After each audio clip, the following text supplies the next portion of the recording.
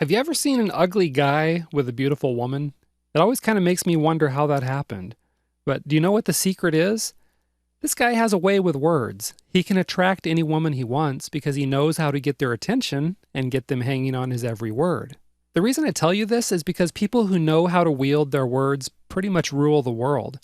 You know, Hitler didn't get people following his commands because of his goofy mustache. He did it by establishing his authority and crafting speeches that wormed their way into people's heads.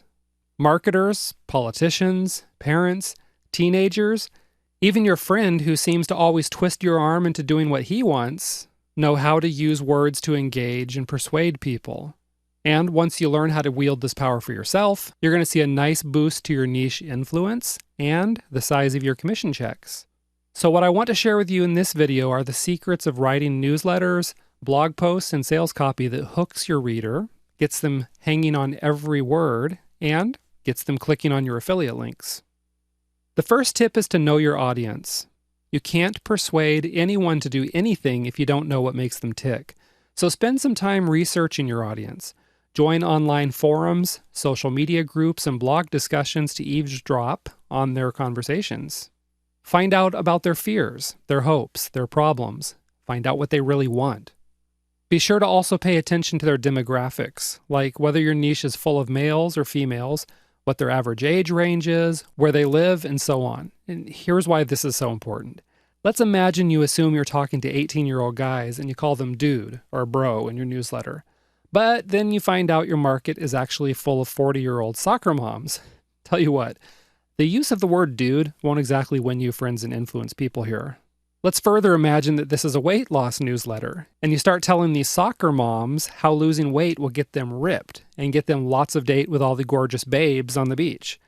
You think you're going to sell a boatload of products when you call soccer moms dude and tell them they'll land date with hot babes? Not a chance, dude. This is why it's so important for you to know your audience. Learn what they want, know what motivates them, know what pulls their emotional strings, and you'll have them eating out of the palm of your hand. The next thing you need to learn how to do is to write good copy. This starts with crafting good headlines for articles and subject lines for emails. These headlines should present a big benefit and arouse curiosity whenever possible. That's because a headline is designed to get attention, and if it doesn't get attention, then no one's going to read whatever else you have to say. That's kind of obvious, but a lot of people do overlook that little point. Let's go back to the weight loss example. A pretty boring subject line would be something like, weight loss tips. That's a total snooze fest. You just lost 95% of your audience with that one. Now, check out the difference if your subject line says something like this. Discover the #1 way to get rid of belly fat. Much better, right? It gives a benefit and it arouses curiosity. To get a feel for how to write a curiosity-arousing headline, I suggest you get yourself over to any of the popular sites known for writing great hooks, like cracked.com or upworthy.com. Now, the third thing you need to learn how to do is write engaging content. Now we're moving past the headline or subject line and into the article, the product review, or whatever other content it is. No matter what you're writing, your goal is to engage the reader. A really good way to do this is to find their emotional buttons and start pushing on them. There are lots of different ways you can do this. Let me share with you one proven method. Just tell a story. A good story that engages your reader's senses is going to sweep them away and get them 100% focused on your content piece. If you want to know how to spin a good tale, look to the masters, like some of your favorite authors. You can even go to Amazon and use the Look Inside feature to read the first few pages of popular novels. All right? You'll quickly see how these writers draw their readers into another world.